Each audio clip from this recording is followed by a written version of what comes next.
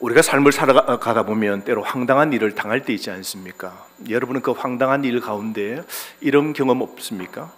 저도 한번 마트에 가서 이것저것 물건들을 이제 다 집어넣었어요. 수레에다가 가득 채워서 한번 장 볼 거, 그죠? 아내와 함께 가서 장을 봅니다.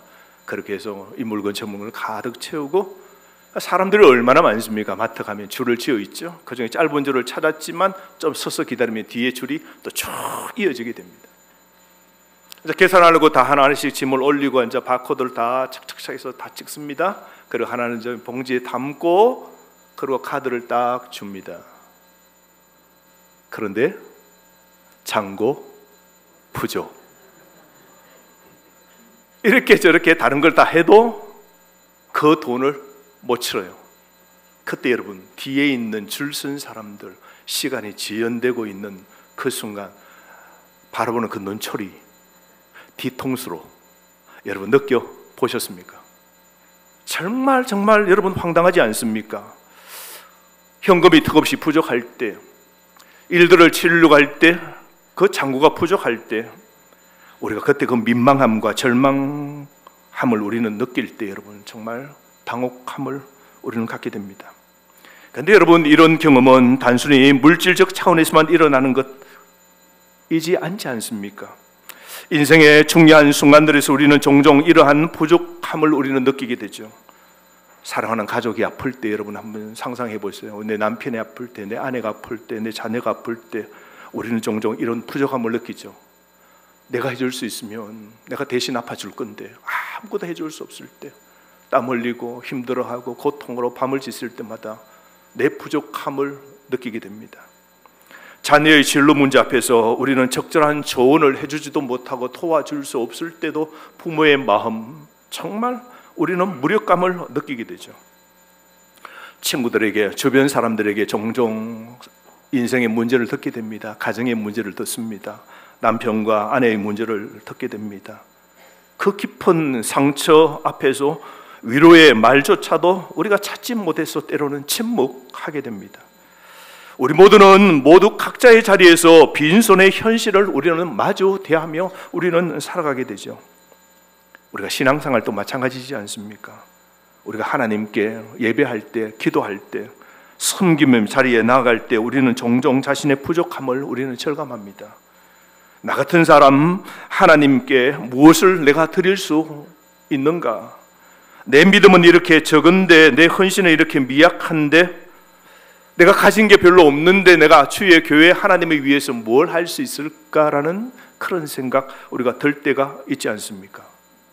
오늘 이 본문의 상황을 보면 동일한 오늘 이야기가 오늘 나오고 있음을 보게 됩니다. 여러분, 한 번은 예수님께서 자신의 친척 세례 요한이 헤롯에 의해서 목베임을 당하고 죽었다는 소식을 듣게 됩니다. 친척입니다. 집안입니다. 마음이 어떻겠어요? 예수님이 그것을 품을 안고 개인적으로 좀 추스르기 위해서 광야로 들어가게 됩니다. 광야에 가서 사랑하는 사촌, 그 형님 세례 요한이 죽었다는 그것을 알고 마음적으로 아파하고 있습니다. 그런데 사람들이 여기저기에서 찾아오는데요, 그 광야로 찾아옵니다. 왜 사람들이 광야에 찾아왔을까요? 거기에 누가 계셨습니까? 예수님이 계셨기 때문입니다. 한두 명이 아니에요. 10명씩, 100명씩, 1000명씩 끝없이 이어지는 인파가 광야에 가득 차게 됩니다. 마치 여러분 집에 보면 설탕 봉지가 터져서 설탕이 흘러져 있으면, 아주 옛날 여러분 자랐을 때 한번 생각해 보십시오. 시골 부엌에 설탕 봉지가 터져서 설탕이 흘러져 있는 그 부엌에 여러분 어디에서 나타나는 그 개미떼들이 여러분 사돈 팔촌까지 다 불러와서, 온 동네 친구들 다 불러와서 새까만 개미떼들이 와요. 그 설탕을 들고 자기 집으로 옮긴다고 빡빡하게 그 숫자가요 계속해서 늘어납니다. 부엌이 온통 개미 바다가 되는 걸 우리가 보지 않습니까? 마치 예수님이 계신 그 빈들에 수많은 사람들이 몰려들기 시작합니다. 무엇이 이들을 이 황량한 광야로 이끌도록 그렇게 했을까요? 바로 그것은 예수님이 계셨기 때문이죠. 사람들이 예수님을 찾아온 이유가 무엇일까요? 소문 때문이었을 겁니다. 중풍병자가 나았다는 소문을 들었을 겁니다. 심지어 죽은 자도 살린다는 소문을 들었을 겁니다. 이런 소문은 온 갈릴리에 퍼져서 예수님께 가면 인생의 문제, 내 병도 해결된다는 소망을 안게 된 것이죠. 또 어떤 사람은 다른 곳에서는 답을 찾지 못했기 때문에 예수님 앞에 가면 인생의 답을 찾을 수 있겠다는 생각에 찾아왔을 겁니다. 의사도 포기한 병이 있지 않습니까? 돈으로 해결할 수 있는 인생의 문제도 있지 않습니까? 아무도 해결해 주지 못하는 그 아픔. 그래서 예수님이 마지막 그들의 희망이었기에 사람들이 막 찾아온 겁니다. 어떤 사람은 단순한 기적 이상이었습니다. 죽어서 천국 갈 수 있을까? 내 믿음은 연약하고 내 요즘의 신앙은 뜨겁지 못한데 그 예수님의 말씀 들으면 힘생기고 새로운 소망이 생길 건데 라는 마음으로 가족을 데리고 예수님께 찾아온 무리도 있을 겁니다. 그래서 모두 다 어쩌면 절망 끝에 찾아온 희망을 안고 온 사람들이죠. 이분이 아니면 안 된다. 예수님이 아니면 안 된다. 이 한 마음으로 험한 길을 걸어온 사람들입니다. 거리도 뜨거운 햇볕도 상관없습니다. 바로 이러한 간절함 때문에 수많은 사람들이 빈들로 찾아온 겁니다. 각자의 아픔을 다 안고 오직 예수님만이 해답이라는 믿음을 갖고 찾아온 것이죠. 오늘날 여러분, 이 아침도 여러분 동일한 마음이지 않습니까? 왜 오늘 우리가 이 자리에 왔습니까? 여러분의 그 집에서 먼 길 아침부터 여러분 다 몸가짐을 하고 옷을 입으시고 오늘 이 자리에 오신 이유가 무엇입니까? 오늘 2000년 전에 그 옛날에 빈들에 찾아온 그 옛 사람들과 결코 다르지 않을 겁니다. 여러분에게도 해결되지 않는 인생의 문제가 있을걸요. 병든 가족이 있을걸요. 여러분의 지병이 있을걸요. 막막한 현실의 문제가 있을걸요. 혼자서 감당할 수 없는 삶의 무게도 안고 오늘도 이 자리에 오신 분도 계실 겁니다. 세상은 여러분 답 주지 못하는 걸 경험했지 않습니까? 돈으로 인생이 다 됩니까? 많이 벌었다고 인생의 문제가 그 가정에 없던가요? 사람으로 우리 인생의 문제가 해결되지 않을 때가 있지 않습니까? 사랑해서 만나 인생을 살면 끝까지 행복하다 싶었지만 살아가는 순간 아내도 남편도 나에게는 남이 되어버리는 그런 마음 말이죠. 그래서 그 사람도 나에게 힘이 되지 않는 그런 삶을 우리는 만납니다. 그래서 우리는 하나님을 찾고 이 자리에 온 것이죠. 우리는 기적보다 더한 것을 찾고 있습니다.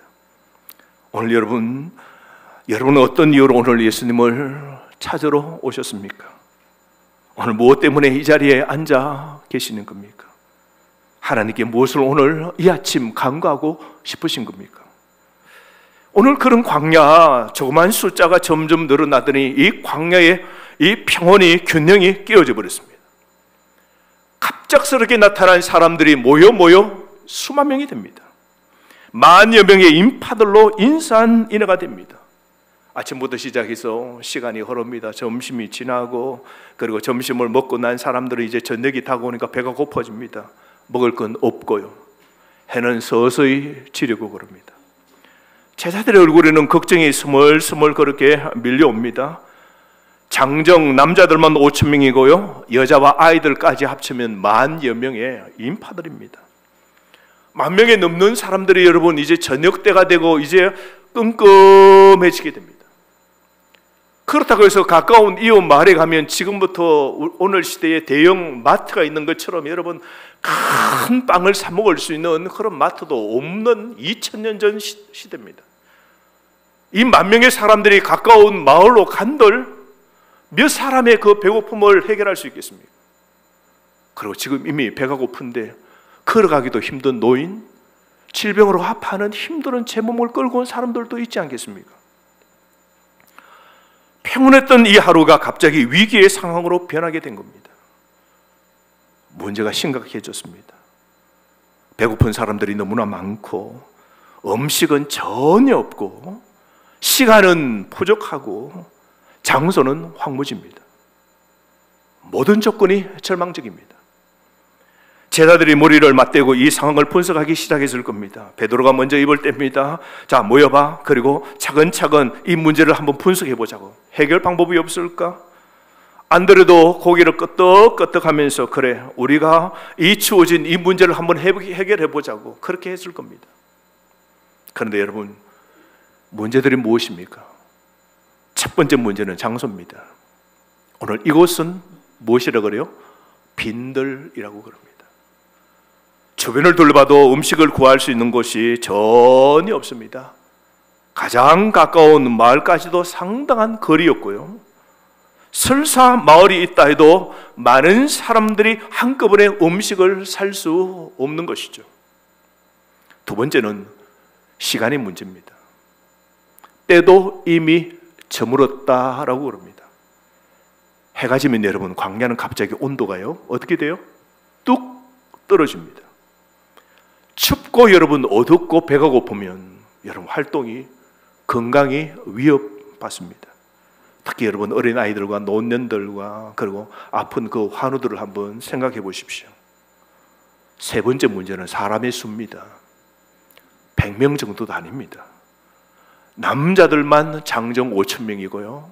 그 아이들과 부녀자들까지 합치면 10,000명이 훨씬 넘는 그런 숫자입니다.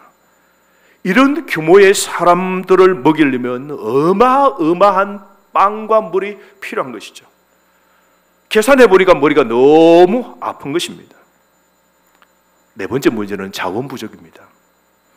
제자들이 주머니를 다 털어봐도 10,000명이 먹을 수 있는, 땅을 살 수 있는 돈이 없는 겁니다.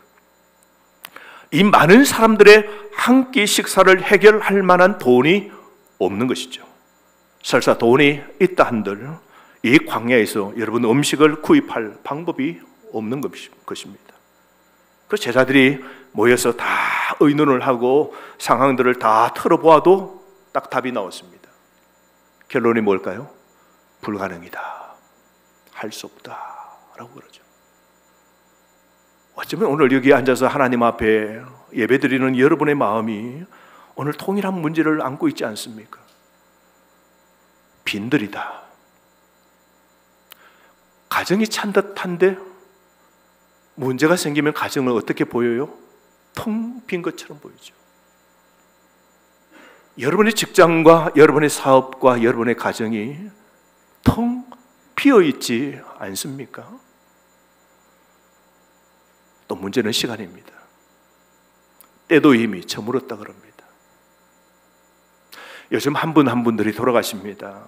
지난주에는 우리 장로님의 어머님이 93이셨는데요. 하나님의 부름을 받고 장례를 치렀습니다. 근래 연세 드신 분들이 한 분 한 분 세상을 떠나십니다. 어제는 또 저희 교회 원로 목사님과 우리 가족들 분들 오셨는데요. 제가 이렇게 보니까 한 분 한 분들이 이제 다 80, 90 가까이 그렇게 다 가시더라고요. 20대가 아닙니다. 우리 나이가 40이고 50이고 70입니다. 어떤 사람은 이런 생각 들지 않습니까? 시간이 부족하다. 오늘 이 성경의 말은 뭐랍니까? 때도 이미 저물었다. 타임이 오버되었다는 거죠. 내가 뭘 하기가 지금 이제 힘들 때가 있지 않습니까? 손 쓸 때가 있죠, 여러분. 병도 그때를 놓쳐서 중병이 되는 것 아닙니까? 시기와 때를 놓쳐버린 지금의 이 먹먹한 마음을 안고 예배드리는 분 계십니까? 오늘 여러분의 자원은 부정 아닙니까? 다 털어보아도 내 인생의 지금과 미래도 걱정이고, 그래서 내가 할 자원, 재물뿐만 아니죠. 하려고 했더니 지금 뭐요? 재능이 부족하죠. 경력이 부족입니다. 실력이 부족이에요.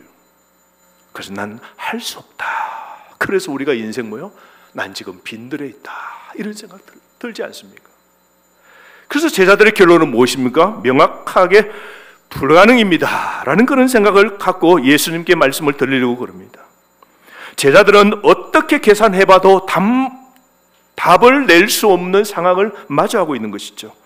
이런 상황에 할 수 있는 최선의 방법은 사람들을 그래도 빨리 흩어 마을로 보내는 것밖에 없었습니다. 그래서 그들은 예수님께 제안합니다. 예수님, 방법은 없고요, 빨리 지금 무리들을 가까운 마을로 빨리 가서 각자가 알아서 사 먹게 하소서, 그렇게 말합니다. 무리를 보내어 마을에 들어가 먹을 것을 자신들이 사 먹게 하소서. 인생의 문제를 각자가 알아서 처리하도록 맡기셔야 됩니다. 요즘 말로 하면 각자 도생이죠. 당신의 가정의 문제는 당신이 처리하라고, 내 문제는 내가 처리할 수밖에 없다고. 가정의 문제를 누가 처리해요? 알아서 하라고. 자녀의 문제도 어떻게 합니까? 우리가 부모가 시간이 부족해요, 재정이 부족해요, 가진 게 없어요. 그럼 어떻게 합니까? 마지막에는 각자 돈세요. 너 문제는 너가 알아서 하라고, 당신 문제는 당신이 알아서 하라고, 내 문제도 힘들다고. 가장 나쁜 방법이 무엇입니까? 각자 도생이죠. 각자가 알아서 인생의 문제를 해결하랍니다. 이 제자들이 할 말입니까 이게? 그 예수님 앞에서 예수님께 인생의 문제를 찾으러 온 그들에게 제자들이 이 빈들과 때가 꽉 차버린 아무것도 할 수 없는 상황에, 예수님, 이들의 문제는 각자가 해결해야 됩니다. 빨리 흩어져서 각자가 문제를 해결하라고 하십시오. 어떻게 들어보면 정말 현실적이고 합리적인 해결책 같습니다. 하지만 예수님은 이렇게 말하는 제자들의 예상을 벗어난 놀라운 말씀을 하십니다. 무엇이라고 말씀하십니까? 갈 것 없다? 보낼 것 없다? 그렇게 할 필요 없어. 그러고는 뭐라 그럽니까? 너희가 먹을 것을 주라. 제자들이 아마 당황했을 겁니다. 방금 전까지 차근차근 분석한 모든 결과가 무엇이었습니까? 불가능이었죠. 답이 없다였습니다. 그런데 예수님은 지금 뭐라 그럽니까? 제자들에게 너희가 먹을 것을 주라, 해보라고 말씀하십니다. 더욱 충격적인 것은 너희가 라고 말했습니다. 우리가 이 많은 사람들을 먹이라고요? 우리가요? 바로 그때 작은 발걸음의 소리가 들립니다. 12살 정도 보이는 소년 하나가 조심스럽게 어른들이 말하는 자리로 다가옵니다. 어른들의 심각한 대화 사이로 아마 끼어들기가 미안했는지 아마 망설이고 있었을 겁니다. 안드레가 발견하고 눈시술을 맞추기 위해 안드레가 물어볼 거, 얘야 무슨 일이니? 라고 물었을 겁니다. 그랬더니 그 아이가 보자기 하나를 들고 저기요, 제 도시락이 여기 하나 있는데요 하며 보자기를 풉니다. 거기에 보리떡 5개, 물고기 2마리.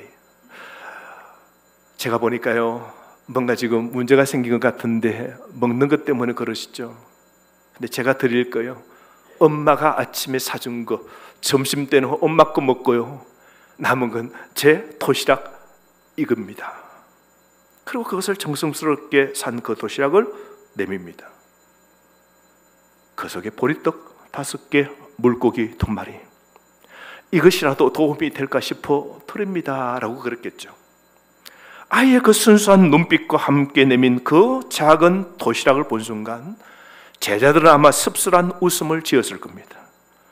고마운 마음은 있지만 현실적으로 생각해 보면 여러분, 이것은 바다에 떨어뜨린 한 방울의 물처럼 만명을 먹이기 위해서는 턱없이 부족한 아이의 도시락이지 않겠습니까? 안드레가 예수님께 보고합니다. 예수님, 우리에게 있는 것은 떡 5개와 보리떡 5개와 물고기 2마리, 어린 아이가 가지고 온 도시락 이것뿐입니다. 오늘 여기에 가만히 보면 여러분, 보리떡 5개와 물고기 2마리 뿐입니다 라고 말했습니다.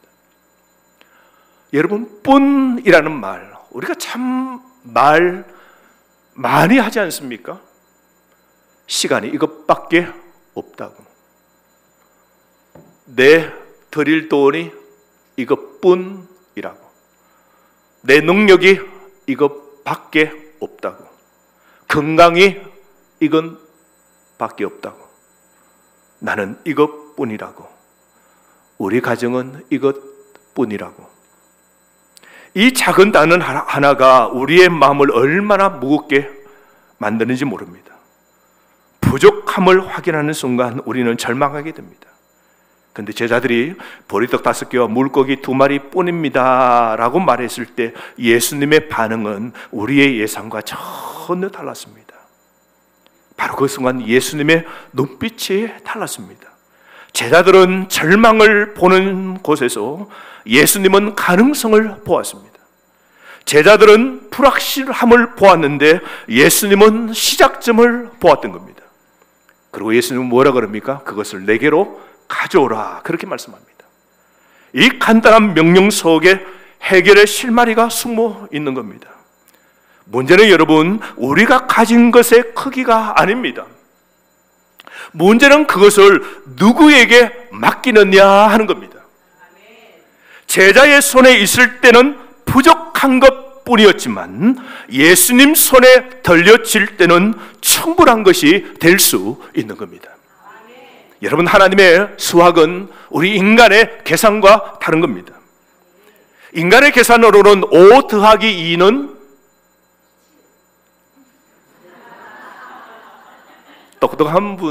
똑똑한 사람 한 분밖에 없네요. 5 더하기 2는 7입니다. 이게 우리 인간의 계산 방법입니다. 근데 하나님의 계산 방법은 5 더하기 2 더하기 예수님은 장정 5,000명, 빈들의 10,000명, 먹고도 마지막에는 뭐래요? 12바구니가 가득 찼습니다. 사랑하는 성도 여러분, 하나님의 이 계산법은 우리의 계산법과 다른 것이죠. 인간의 계산으로는 5 나누기 5,000명 하면요 거의 제로입니다. 하나님의 계산에서는 5 곱하기 예수님은 놀라운 기적입니다. 해결의 열쇠는 크기가 아니라 순종과 드림입니다. 예수님은 그 어린 아이의 작은 도시락을 받으시고 어떻게 하십니까? 그것을 가지고 하늘을 우러러 거리고 축복 감사하셨다 그럽니다. 왜? 예수님이 어린 나이의 그 작은 도시락입니다. 10,000명이 지금, 여러분 10,000명 같으면 이 눈동자가 몇 개예요? 똑똑한 분이 소수네요. 2만 개의 눈동자가 배가 고파서 있을 때 갑자기 예수님이 제스처를 취하시는데 어린아이의 이따만한 보자기로 산 그 꺼집어낸 보리떡 5개와 물고기 2마리를 드시고 하늘을 우르르 그랬습니다. 그때 아마 고요했을 겁니다. 조용했을 겁니다. 왜 하늘을 우르르 보았을까요? 여러분, 예수님은 땅 넘어 하늘을 보신 것이요, 절망을 넘어 희망을 보신 것이죠. 배고픔을 넘어 천국의 잔치를 보신 겁니다. 사랑하는 성도 여러분, 우리가 어렵고 힘들 때 우리의 시선을 어디로 올려야 될까요? 하늘입니다. 이것뿐이라는 것, 오늘 이 현실 속에서도 우르르 하늘을 보실 수 있는 여러분 되시기를 바랍니다. 이것뿐이라는 건강을 가지고, 이것밖에 없는 지금의 재정을 가지고, 할 수 없는 지금 빈들, 오늘 때찬 저녁 같은 인생에 오늘 꽉 찬 나 아무것도 할 수 없는 나일지라도 하늘을 우러러 보시기를 바랍니다.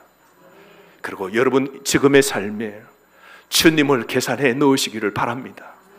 여러분의 가진 것이 5 더하기 2일지라도 주님이 더해 주시면 여러분의 미래는 열려 풍족이 되어짐을 보시기를 바랍니다. 예수님이 하늘을 올려다 보시는 그 순간 하늘과 땅이 만나고 인간과 하나님이 연결되고 유한과 무한이 교차되어지게 된 것이죠. 그리고 예수님은 그것을 어떻게 해요? 축복하시고 그리고 떼어서 제자에게 주십니다. 자, 이 상상 한번 해보세요. 기도가 딱 끝나고 난 다음 예수님이 그 기도하셨을 때 하나님께 한탄하셨을까요? 하나님, 이것뿐이에요. 나 죽겠어요. 까딱 잘못하면 사람들이 나 진짜 아무것도 못하면요, 나 진짜 망신당해요. 나 조롱당해요. 이것밖에 없어요. 왜 사람 내 인기가 많아? 이 사람들이 이렇게 많이 하고 난 진짜 해결 못하겠어요. 이것뿐이에요 라고 한탄했을까요? 감사죠. 감사합니다 하나님. 이것뿐이라는 그 제자의 그 어린 아이가 바쳐진 그걸 가지고 감사합니다. 감사가 끝나고 난 다음 창세기 1장 태초에 하나님이 천지를 창조하시니라. 그 하나님은요 복수입니다. 성부 하나님, 성자 예수님, 성령 하나님입니다. 그러니까 천지를 창조하실 때 계셨던 그 예수님이 지금 어디에 계세요? 빈들에 모두가 배고파하고 모두가 병들어 있고 모두가 가정의 삶의 문제가 있고 로마의 압제 속에 있는 그들 속에 천지를 창조하신 그 예수님이 창조의 그 손으로 기도를 마치고 12 제자에게 빵을 떼서 주면서 가서 나누라 그럽니다. 제자가 그 빵을 들고 또 나눔 찢습니다. 그랬더니 어떻게 돼요? 그 빵에서 또 빵들이 계속해서 찢겨지게 됩니다. 나오게 됩니다. 아이들이 먹습니다. 와, 떡이다. 와, 빵이다. 중년의 엄마들은 눈물을 흘리면서 웬 이렇게 우리 아이를 먹을 수 있는 이 빵이 생기고 그리고 생선이 생겼다고. 미식가를 하면 그랬을 겁니다. 이게 웬 이렇게 맛있는 빵인가? 디마인 카페 빵하고 같네. 우리 교회 카페 빵하고 똑같은 맛이네. 이거 너무 맛있다고. 노인은 아마 여러분 상상해 보십시오. 눈물 안 흘리겠어요? 야, 진짜 하나님 살아계신다. 야, 하나님이 진짜 살아계신다. 구약 시대에 엘리사 시대에 사람들이 먹을 것도 없는 그 신학교의 학생들이 먹을 것도 없을 때 기적을 베풀어 주신 것처럼, 야, 하나님의 아들 메시아 이분이 우리의 부족을 충분하게 채우셨다고. 메시아를 보는 그들은 아마 노인분들은, 깨달은 분들은 눈물을 흘리시고, 그런데 여러분 다 먹고 남은 게요 12바구니입니다. 가만히 생각해 보십시오. 왜 하필 13바구니도 아니고 광절이도 아니고 바구니도 아니고 그리고 9바구니도 아니고 7바구니도 아니고 12바구니일까요? 왜 12바구니일까요? 이스라엘은 몇 지파입니까? 12지파입니다. 그래서 예수님은 12지파를 다스린다는 표시로 제자를 뽑을 때도 몇 명을 뽑았어요? 12명입니다. 오늘 그 광야에 앉은 사람들은 이스라엘 백성들입니다. 12지파의 그 족속들이 다 앉아있죠. 우리 예수님은 12지파 이스라엘을, 12족속을, 이스라엘의 백성들을 어떻게 해요? 배부르게 다 먹일 수 있음을 보여주신 겁니다. 우리가 예수님의 12지파이지 않습니까? 우리가 하나님의 자녀입니다. 우리가 오늘도 인생 빈들에 살고 있습니다. 그런데 기억하십시오. 내 빈들에 누가 계신다고요? 예수님이 계십니다. 꼭 기억하십시오. 그러므로 여러분, 오늘 주님은 우리에게 어린 아이처럼 되기를 원하십니다. 이것밖에라는 것도 주님께 여러분 드려보십시오. 그게 기적의 역사가 일어나는 겁니다. 우리는 다 잊었습니까? 우리가 교회 비전센터를 지을 때도 이것밖에 라고 했을 때 하나님을 더해서 우리의 가진 이것밖에 곱하기 하나님을 계산해 넣었을 때 우리는 놀라운 기적을 이룬 것이죠. 그때 여러분의 도시락을 깨트려 이것밖에 없을 때도 드렸을 때 하나님은 그걸 받으신 것이죠. 그러므로 여러분, 우리 인생에 이것밖에 없는 지금 상황 속에서도 불가능을 가능케 하시는 주님을 바라보고 주님을 위하여 주님의 손에 맡기시는 여러분 되시기를 바랍니다. 그럴 때 주님의 은혜가 채워지게 되는 것이죠. 여러분, 이게 바로 복음입니다. 복음은 기쁜 소식이죠. 오늘 우리가 이 빈들이고 광야고 인생의 나이가 차고 아무것도 할 수 없고 지금의 가정 문제와 내 삶의 문제도 해결할 수 없는 이것밖에 없는 지금의 이 광야 세상 속에 사는 우리에게 기쁜 소식 복음은 우리의 부족함이 하나님의 풍성으로 바뀌어지는 것, 우리의 불가능이 하나님의 가능성으로 변화되는 것, 우리의 절망이 하나님의 희망으로 전환된다는 사실을 여러분 믿으시기를 바랍니다. 그러므로 여러분, 주님이 나와 함께 계십니다. 주님을 의지하고 믿음의 삶으로 끝까지 살아가시기를 바랍니다. 저는 참 감사한 게 이번에 우리가 몽골 단기 선교를 모처럼 떠나게 됩니다. 그런데 우리 몽골 단기 선교를 떠날 때 우리 성도들에게 선교에 관한 열정이 또 얼마나 있을까 이런 생각을 가지면서 우리가 그 귀한 닭을, 그것도 우리가 가장 귀한 그 장내삼을 집어넣고 우리가 그 다 삼계탕을 드시면서 그렇게 해서 우리가 선교 후원 좀 부탁합니다 마음으로 우리가 기금을 준비하고 있었는데요, 그 삼계탕 한 그릇 그거 모르겠습니다. 그게 한 10만 원 된다고 생각하신 분은 10만 원을 내시고, 삼계탕 한 그릇 먹고 20만 원 된다고 내신 분도 계시고, 우리 청년들도 만 원, 2만 원씩 내면서 그게 모아져서 한 500만 원 된 거예요. 지난주까지 500만 원 된 거예요. 이것밖에 없는 자신의 현실 속에서도 주님의 나라를 위하여 드린 차를 통하여서 선교의 일도 이루는 것이죠. 어느 한 교회에서요, 86되신 권사님이 교회에서 가장 어렵고 힘든 그 달동네 같은 그 근처에 있는 교회였습니다. 선교사님이 오셔서 이제 선교의 보고가 끝나고 난 다음에 선교 헌금합니다라고 그러는데, 그 80 넘은 할머니가 이렇게 넣더니 꾸역꾸역 하더니 이렇게 내더니 돈이 이렇게 다 이렇게 접어져 있는 겁니다. 봤더니 그게 1,000원이에요. 1,000원.